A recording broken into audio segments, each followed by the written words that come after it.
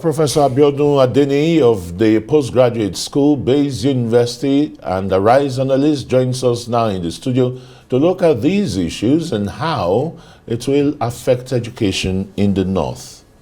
Very warm welcome to Newsnight. Thank you. Isn't it already affecting education in the North? It's not just today that we are seeing the kidnapping of students from tertiary institutions, from Kaduna to Katsina to, name it anywhere in northern Nigeria. Yeah, anyway, it's taken for granted that any activity that would disrupt the academic calendar and, of course, affect the psychology of students is going to be an impediment to learning. Learning, of course, requires a smooth, predictable, systematic process. And if that process is disrupted, not just by something minor, but we're talking about violence here, something that is capable of affecting the psychologies of the students, maybe for life, Of course, it's a monumental distraction from the ordinary course of knowledge impartation, as the case could be. And of course, what do you expect? This is not new. It's been happening even across the country. We have incidences of cases of destruction, violence in other parts of the country as well. It has been a bane, and maybe coming back to the North, which seems to be more critical in the circumstance. It's a place where we have a lot more out-of-school children, which has been a disturbing theme that I think the new administration promised to address through the Minister of Education, Tahir Maman. And if we are seeing these kind of occurrences, of course, it's going to discourage parents, from thinking about sending their wards to primary school, because after primary and secondary school, you expect to go to tertiary school. And if the tertiary schools have been made impossible on account of this recurring kidnap, then you do not expect that the statistics of out-of-school children will not continue to increase. But Christian, this thing is not new. It's been upon us over time from the Buhari period. Somehow, again, maybe from the Jonathan period. I imagine that at this stage, we should have developed some new means to counter these kidnappers, these terrorists. I believe that as non-state actors, I beg your pardon, they have become much more emboldened because they probably are matching our fighting forces arm for arm. We need to do something, something much more, something better, than the terrorists can boast of, What about drones? We're told at the time that we're procuring drones so that we can use to deal with this kind of criminality. At another time we're told that some form of electronic device was going to be applied to our borders, our porous borders, to mitigate or to reduce the inflow of these criminals. And of course, the inflow of small and light weapons, which has proliferated over the years from the Sahel region and still continuing as the case could be. What are we doing about them? And finally, Christian, I imagine that the kidnap industry has become a huge industry. Quite a number of people are probably benefiting from it. And the nihilists, think that they can continue to earn a living through it, irrespective of the damage that it's doing, to humanity, to the psychology of the average citizen, and to the educational process, not just in the North, but other parts of the country, maybe owing to some level of domino effect that it is having.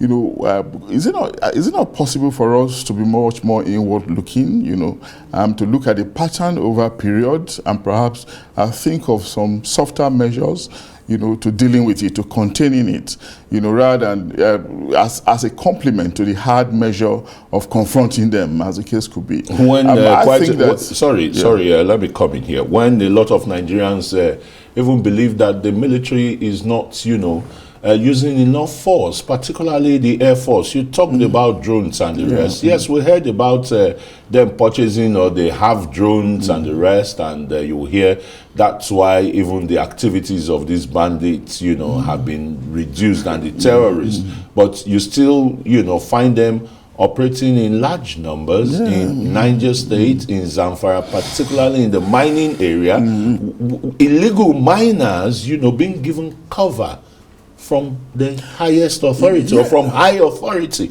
Nigerian military men guarding illegal miners. Even the governor of Nasarawa State said it. The military, the army headquarters, the defense headquarters never came out to disparage that. Yeah, so complicity in all of this, can it be far-fetched? No, it cannot be far-fetched, definitely. And it reminds me of when Sari Dokubo accused the military of being complicit in the theft in the Niger Delta as well. But again, these are very complex issues, which means that some of these acts of criminality happening, that will have accomplices, not just in the civil society, but also in our institutions that are supposed to fight them. They are accomplices. Again, to take us back to the question of problematic of a political economy, where people simply think that they can earn a living, no matter how illegal, no matter how illegitimate. And you have legal authorities given, illegality to reign. Do you know the billions that is being carted away from the country by illegal miners? Absolutely. But that's the point we're making. Really. And what's the president doing about that? He must have gotten that, information. If you and I have the information, the president must have it. Definitely. Even better information that we'll probably have. And of course, that's why we're asking him to muster the political will, to deal with this once and for all. And of course, how is he going to deal with it? Through, identified agencies. I will have them aplenty. Security analysts have told us severally that we'll have up to 27 security agencies in this country. Some of them are even specifically required to guide facilities, and some of them are there to keep us safe. We know they are trying, we know they are doing their best, like they have done somewhat largely with respect to Boko Haram, which is probably getting obliterated now. But we still have some other elephants in the house. The kidnappers are still on the prowl. Armed robbery is still on the prowl. The insurgents, those who are fighting the state, are also still on the prowl. A lot more work still has to be done, and if we don't get these things right, if there's no peace, the much needed investment, not even foreign investment this time, even local investors will find ways of taking their monies out. Absolutely. These are part of the macroeconomic issues we're saying that government need to fix rightly, do something about, before we can probably start to ask for foreign investment. Capital ordinarily does not go to where there's crisis. It goes to where there is peace. Absolutely. Where there will be assurance on return on investment. And this peace, this is the umpteenth time we're hearing a Nigerian president giving the military the marching order. Go get those people and the rest. It seems it's a swan song. It seems a recurring decimal. It's a swan song. A sing song, as the case could be. I remember in the outbreak of Boko Haram during the Jonathan period, we were having this kind of release as well. President Buhari came and continued from there. We just hope that President Bola Tinubu will not also continue from there. The narrative should probably change. And how can it change? Political will. There are people at the helms of affairs in our security agencies. They should be held accountable. There should be key KPIs, key performance index outlined for them. If timelines should be given for them, delivery should be given to them. If you cannot perform, maybe they should be show the exit. Because it's becoming really sickening. With greatest respect, we know they've got the pedigree, they've got the experience. That's why they were chosen. But beyond their pedigrees, beyond their experiences, beyond their qualification, we need them to actually exemplify their capacity so that we can praise them further.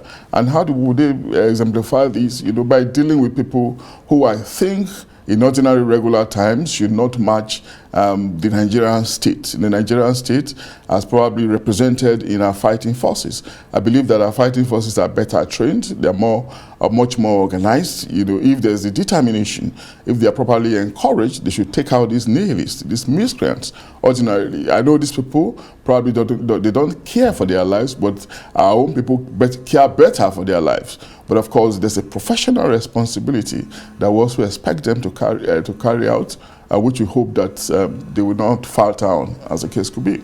Thank you so very much, Professor Abiodun Adeniyi of the School of Postgraduate Studies, Bayes University, and Arise Analyst.